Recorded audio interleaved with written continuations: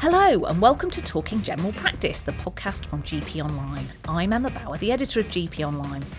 Today on the podcast, I'm joined by our deputy editor, Nick Bostock, to talk about the latest news affecting general practice.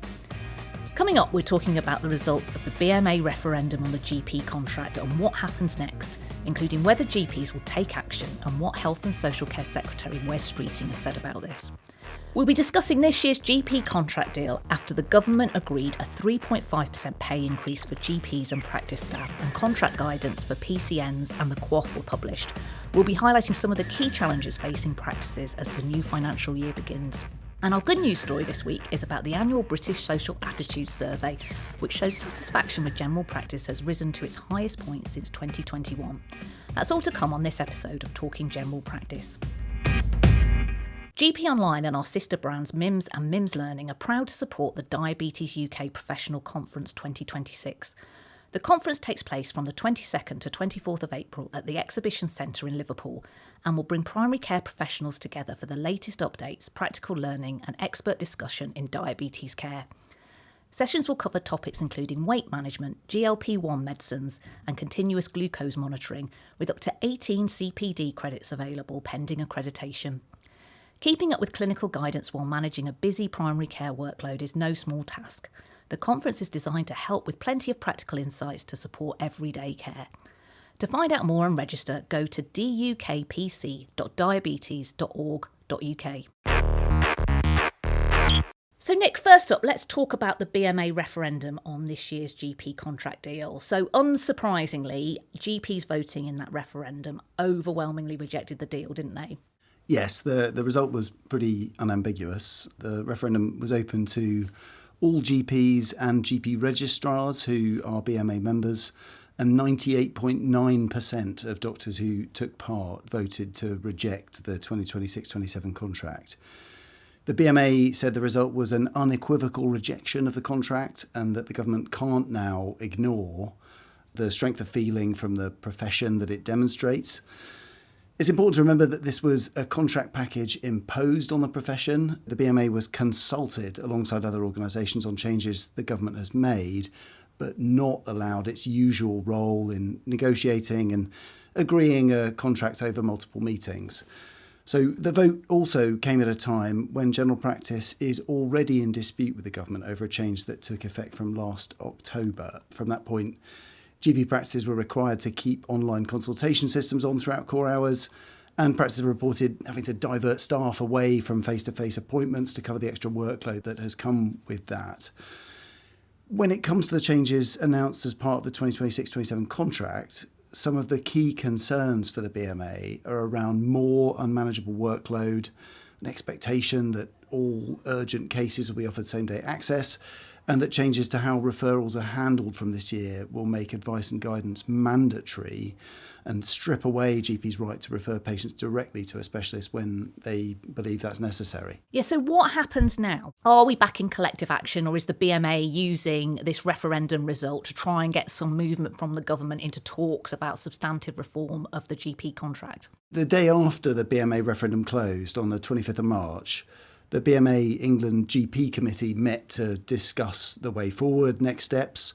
On the morning of that meeting, so on the 26th of March, Health and Social Care Secretary Wes Streeting wrote to the committee chair, Dr. Katie Bramall, to offer what she called an olive branch. His letter was basically an invitation to get back round the table for talks on a major reform of the GP contract that the BMA and the government agreed a year ago to negotiate within the current Parliament. That agreement to develop this big contract change was struck in happier times when the BMA GP committee and the government had just agreed the contract package for 2025-26. But since then, obviously, the relationship has soured. So what now?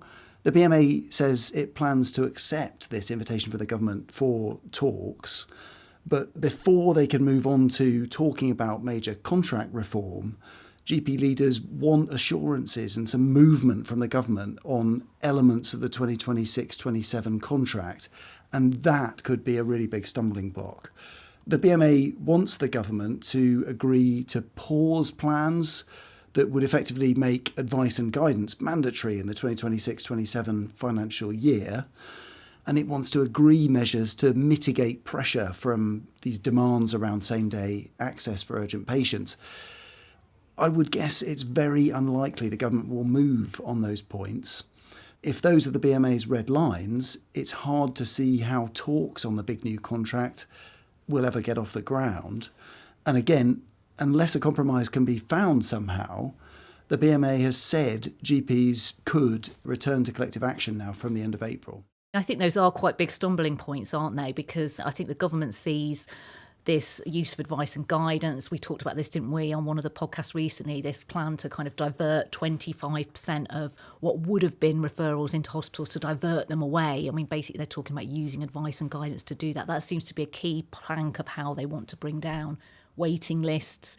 And obviously access, Wes Streeting, really clear that access to general practice is a key priority. They want to be seen to be making progress on that. And I can't imagine that they'd want to shift on that same day access promise for urgent patients either.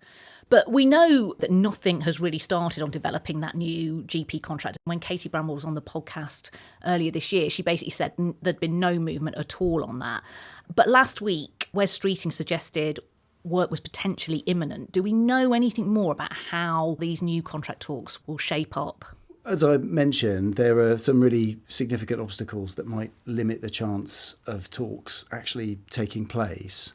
If GPs do go back to collective action as well, Wes Streeting has said specifically that any talks on contract reform would be very difficult in that context. But if the BMA and the government can somehow get to a point where they're ready to discuss contract reform, Wes Streeting has said that he wants to get moving really quickly. His letter talked about scoping talks starting from mid-April, so that's after Parliament returns from its Easter recess. And those would aim to agree principles, a scope of reform and a sort of timeline. And significantly, he said that the government recognised the importance of the BMA GP committee and was prepared to engage in a period of bilateral negotiations before moving on to consult with other stakeholders, which is, obviously a big shift from the much more limited role that the BMA was given in negotiating this year's, the 2026-27 GP contract. Another point worth mentioning here is that there may be a concern that even if talks do happen, the BMA may not be happy with the level of contract reform the government's prepared to discuss. We know, for example, that the BMA wanted changes to the Carr-Hill formula. That's the outdated formula that governs distribution of practice funding. BMA wanted that to be part of any major contract reform. But the government has actually gone ahead already with reviewing that formula over the past 6 months or so without consulting GP leaders. And now it says that a new version of the formula could be implemented from next April. There is a door ajar for contract reform here as things stand and for talks about that reform to get going, but normalising relations to a point where talks can actually happen still looks a really long way off. What has Streeting said about the results of the BMA referendum? He was quite dismissive about it, wasn't he? Yeah, I think we've got to bear in mind that this is the standard government response to virtually anything. When it came to the impact of the online consultation changes last year or in October, the BMA did polling on that. It got a response from more than a fifth of practices in the country. And the government's response off the bat was that's just not representative of anything. It doesn't mean anything. It's only a tiny minority. It's in that context where Streeting said that the referendum result was not representative of opinion across the profession as a whole. The vote was open to GPs and GP registrars who are members of the BMA, as I mentioned. So the total number of responses was just under 16,800, and that was a turnout of 55.1%. Of those who did vote, obviously 98.9% voted to reject the contract, as we mentioned earlier. So that is a comprehensive result, but the government line was that the number of GPs and registrars who voted in the referendum is only actually around a third of the total number of headcount GPs on the GMC register, so the number of GPs in the country. Clearly, a lot of those weren't eligible to vote because not all GPs are BMA members. But in any case, I think the biggest rebuttal to this argument that it's not representative is perhaps that if there genuinely was a clamour among GPs to say yes to this contract, you'd have thought that more than 178 would have voted yes in the referendum, which was the number that actually did so. Yeah, definitely. They can say it's not representative, but genuinely, I have not spoken to a GP or a practice manager who thinks that this is a good deal. Everybody I've spoken to about this since it was first announced, really worried about the money, really worried about the requirements around access, particularly on top of all the changes to online access last year. And we're going to come on to talk about some of the other problems as well. Wes Streeting may say it's not reflective of GPs, but it's certainly very reflective of the GPs and practice managers I've been speaking to. So, Nick, what do you think will happen now? I think both sides would prefer not to have conflict. I think that's pretty much an unarguable fact. Also, I think that neither side is going to be prepared to back down on some of the key points of dispute. So for GPs, the implications of some of the changes in terms of workload, patient safety, all that, and GPs' sort of ability to refer as they currently do, all those are so significant that the BMA is not going to back down easily. But on the other side, as you mentioned, some of those points, really play into some of the government's key priorities. So some real sticking points that need to be negotiated through, that the BMA has potentially made red lines for getting to the point where they can talk about a big new contract. And so my guess is that a month from now, it will be a case of GPs heading back to collective action following this referendum. It's going to be interesting to see what they actually do when it comes to that point. And when Dr. Bramall was on the podcast, she was talking about doing one thing so that collective action won't be the same as it was last time. It would be one thing that they'll ask everybody to try and do, and then they might add something else, and then they might add something else. And if there's no movement by then they might be talking about a ballot on more serious forms of action. It's probably worth mentioning here as well that resident doctors have announced another 6-day strike, which starts at 7 a.m. on the 7th of April, so directly after Easter. The BMA rejected an offer from the government because the deal did not make progress on pay restoration quickly enough. It was spread across 3 years, that deal, and we understand the BMA was expecting it to be across a shorter period. Coupled with that, the BMA has also announced this week that it will be balloting consultant and SAS doctors, so that's specialist, associate specialist and specialty doctors, on industrial action. Those ballots will take place from the 11th of May and run through to the 6th of July. And if consultants and SAS doctors vote to strike, then the government could be facing coordinated action from all secondary care doctors in England. And by that point in July, if there's no progress on these negotiations for a new GP contract, then that's the point where we could start seeing the BMA GP committee moving towards balloting the profession on taking more extreme action that could potentially put them in breach of their contract. So the government could be facing formal industrial disputes from 4 branches of the medical profession, which would be pretty unprecedented, I would say. So, of course, a really big development with the GP contract last week was the publication of the Doctors and Dentists Review Body Report, the finding of which the government has accepted. So what does this mean for the pay rise for GPs and practice staff in 2026-27, Nick? So the GP pay uplift for 2026-27, recommended by the DDRB and accepted by the government, was 3.5%. On the upside, that's more than the uplift the government initially factored into the contract package that it imposed on the profession. So the package that was announced in February, the original deal, that incorporated a pay uplift of just 2.5%. So the DDRB recommendation, accepted by the government, means a 1 percentage point increase in pay compared with that original package of changes. And that means that overall, the funding uplift attached to the contract for 2026-27, which was £485 million, is now going to increase. It's likely to be beyond £500 million by quite some way, you'd think, to cover that level of uplift. And what does all this mean to practices, though? Will they get enough money to actually pass on that pay rise to staff? Will partners get a pay rise? The key factor here is how the funding uplift for practices balances out against expenses. And that's always the balance that practices face. In some recent years, GP practices have been told to pass on pay increases to staff at a certain level, and then either the pay uplift hasn't provided enough additional funding to cover that, or the uplift has been drained away by practice costs rising faster than the uplift. So this year, practice has been told to pass on this pay uplift of 3.5%, and that uplift is meant to apply to all practice staff, including salary GPs and the partners who run the practices. But there are a few factors to consider that might make that difficult. So for one thing, the minimum wage is increasing by 4.1% this year. So practices will be required by law to pass on a pay rise above that 3.5% pay rise built into the contract uplift to any member of staff who's on the minimum wage. Another factor is that the Organisation for Economic Cooperation and Development, the OECD, recently upgraded its inflation forecast for the UK for 2026 to 4% because of growing economic uncertainty globally. So what that's likely to mean for practices is higher costs, particularly for things like lighting and heating over the coming year or more. And inflation in the past has led to big employers such as supermarkets and others that may compete for some of the back office staff that practices employ, upping their wages.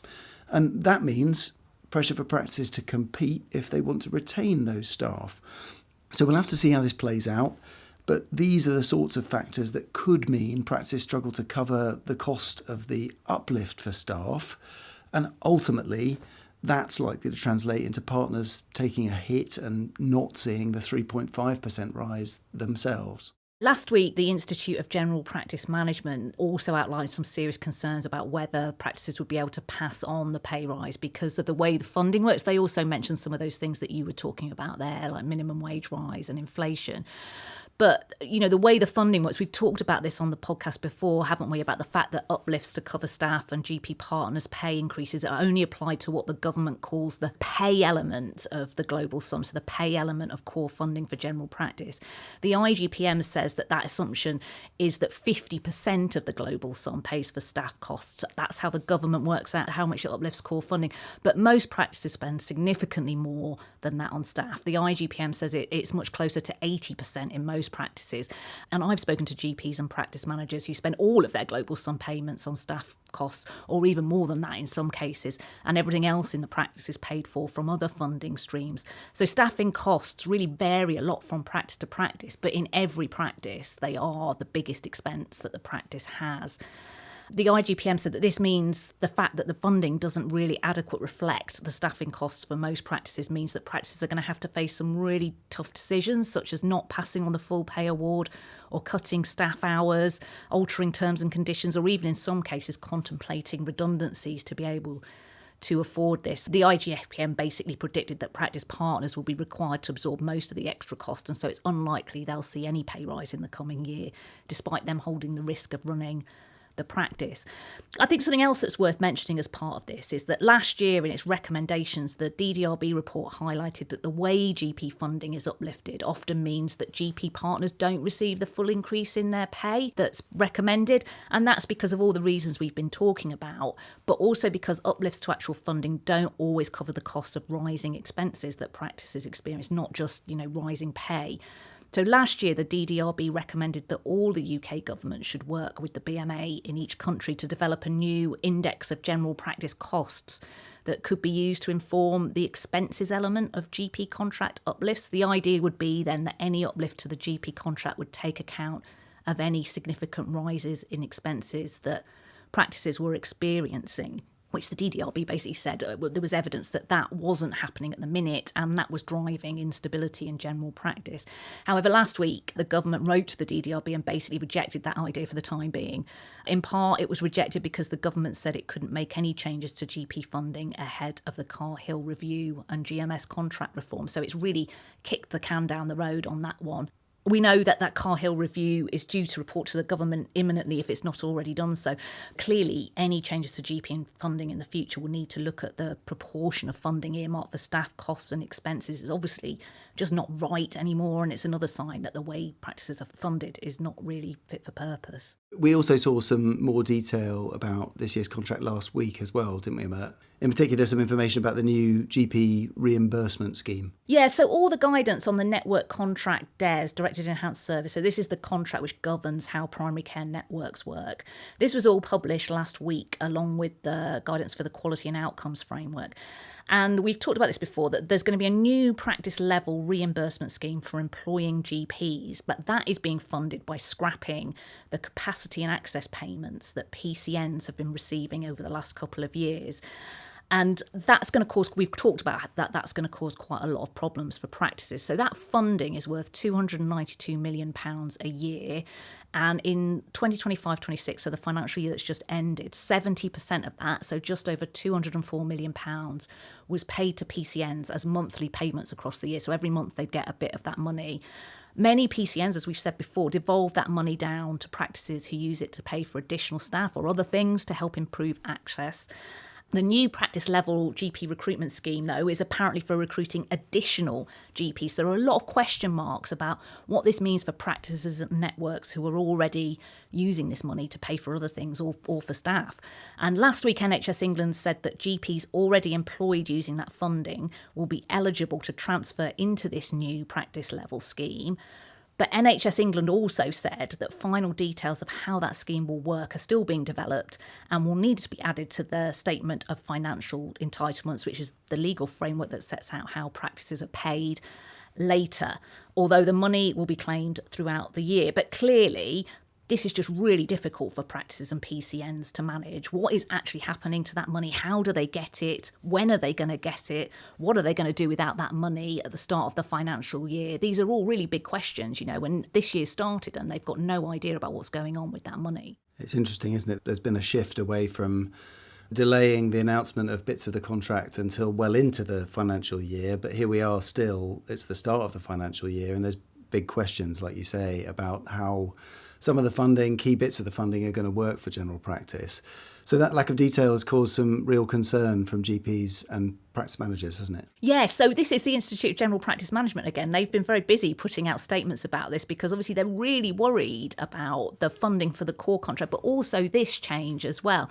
And they said the lack of detail on what's happening to this money, the specific money for the GP reimbursement scheme, they said the lack of detail at this late stage was completely unacceptable. The IGPM said they welcome the decision to give practices money to employ more GPs, but they stress, this is not new money. It's money that's already being spent on staff and services.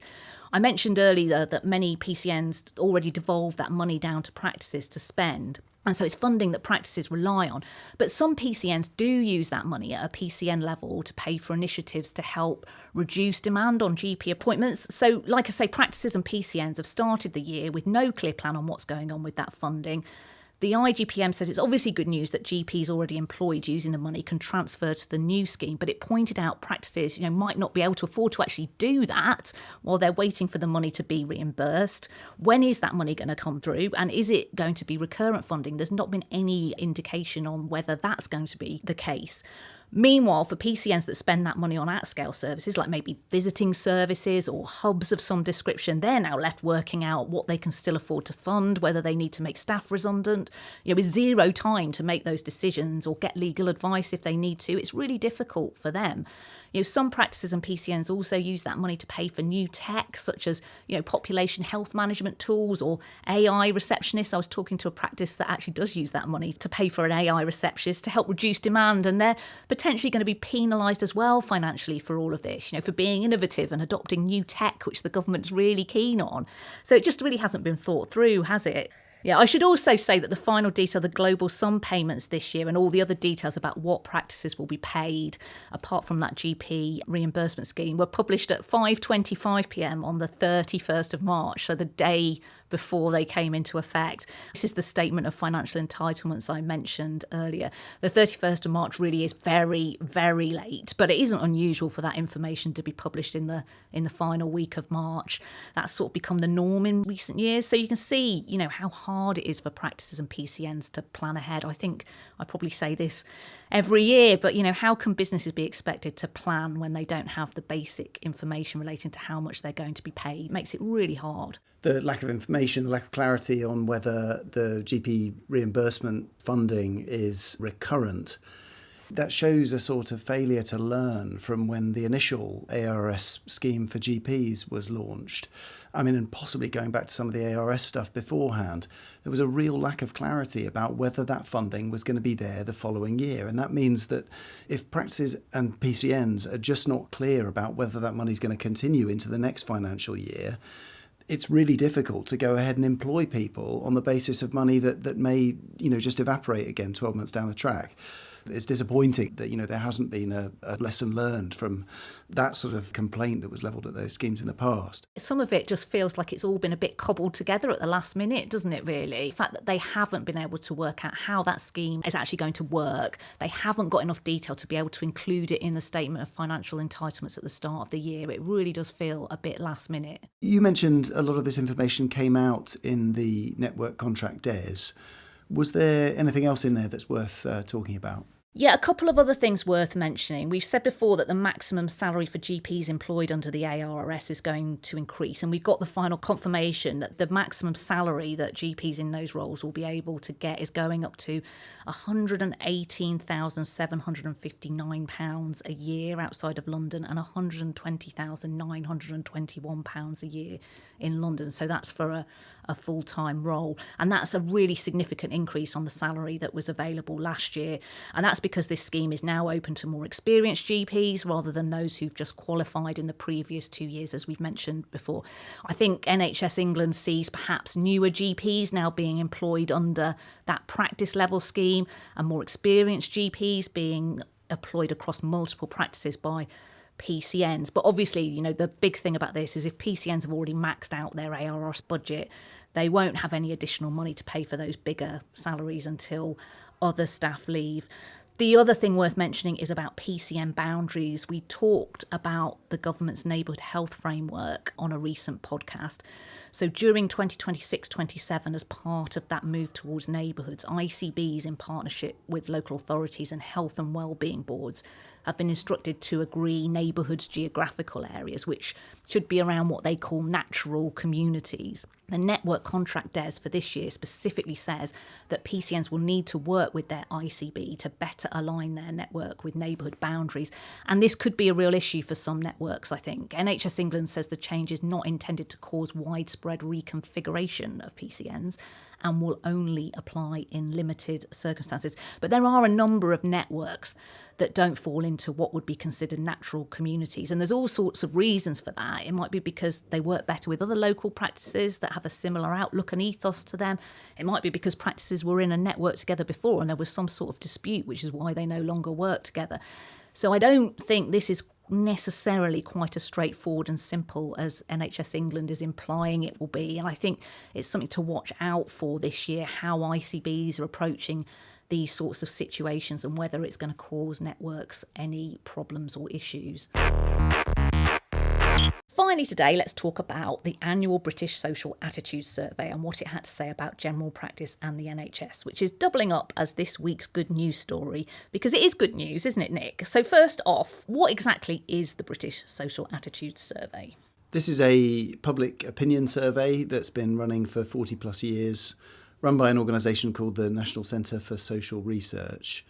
It actually covers public opinion across a broad sweep of public policy areas, but the area we always look out for is its findings on the NHS, and in particular, obviously, on general practice.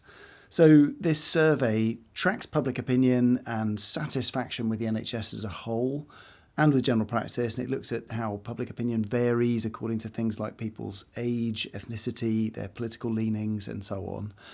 And beyond satisfaction with the service as it stands, the polling also looks at things like the level of support for the broad principle of the universal NHS, free at the point of use, funded by tax, and so on. What exactly did this year's survey show? Why is it good news? So the good news is qualified in the sense that satisfaction with both the NHS overall and with general practice are still really low by historic standards, according to this survey.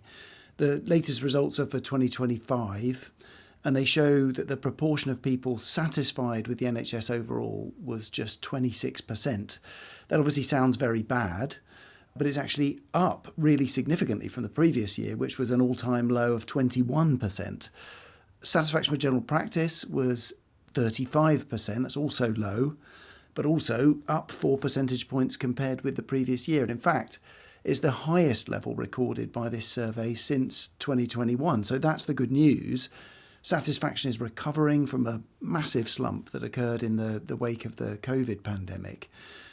Before 2020, satisfaction with general practice, as recorded by the British Social Attitudes Survey, had never dipped below 60%. and satisfaction with the NHS as a whole was 50% or above from 2008 to 2020.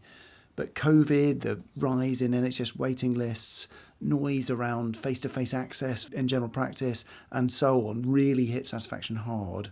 And these findings suggest a recovery might be underway. The thing that's quite interesting about this is that it's about people's perception of the NHS and general practice, not their actual experience of it. So the views people have about the NHS in this survey are very likely really influenced by things like the media, by social media. So why should we really care about this? GPs have been critical of this polling in the past because, as you say, it reflects public perception of the NHS or of general practice, not people's actual experience of it.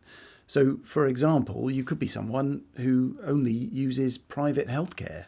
You never experience NHS care firsthand, but still your views could be included in the British Social Attitude Survey, so your opinions on the NHS and on general practice.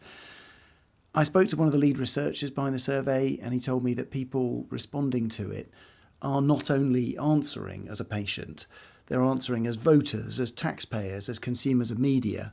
This is very much a measure not of experience, but of perception.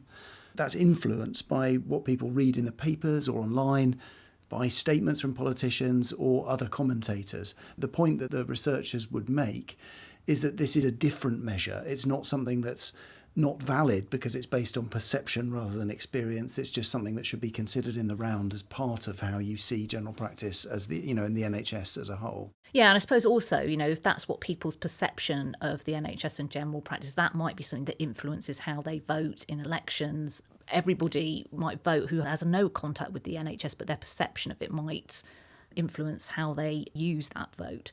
It's worth mentioning as well here that measures of people's satisfaction with general practice that are based on their actual experience of GPs and GP practice teams is also rising, isn't it? What measures do the government and NHS England look at on that, and what do they tell us? This is at the heart of GP's criticism of the Social Attitude Survey. There are two major polls that offer a very different view of levels of satisfaction based on patients' actual experience. So in February this year, the Office for National Statistics Health Insight survey that runs roughly monthly, that found that 75.5% of people who had tried to contact their GP practice in the previous 28 days said their overall experience was good. The 2025 GP patient survey, so that's the national survey of general practice, which generally runs from January to March each year, and then the results come in something like July, that found that 75.4% of patients reported a good overall experience of their GP practice, and that was up from 73.9% the year before. So by both of those measures, which reflect patients' actual experience of general practice, satisfaction is roughly double or more than double the level shown in the Social Attitude Survey. So for GPs, that's probably the measure they should focus on, whereas the Social Attitude Survey is something that, as we've talked about, something that maybe politicians are more likely to worry about, and maybe something that politicians ought to worry about. The researchers would say that both of these measures are valuable, but the criticism from GPs is that the much more negative perception that comes from this polling on perception could actually contribute in itself to undermining morale in general practice and perhaps to public perception, again, of the NHS. And then, in fact, how people respond to things like the experience survey when they come through the door in general practice. So in any case, the good news is that across all measures, whether we're talking experience or perception, satisfaction with general practice is actually getting better despite all the pressure that the profession is currently under. Well, that's it for this week. Thanks to Nick, and thank you for listening. I'll be back next week when I'm speaking to Dr. Elizabeth Dupre, who's an academic GP and co-chair of the organisation GPs Championing Perinatal Care, which advocates for the role of primary care in perinatal care. We're talking about maternal and perinatal care, the role of primary care within this, and what needs to happen to improve perinatal care across the NHS. So please do join me then. In the meantime, don't forget you can keep up to date with all the latest news and access lots of other resources on our website at GPonline.com.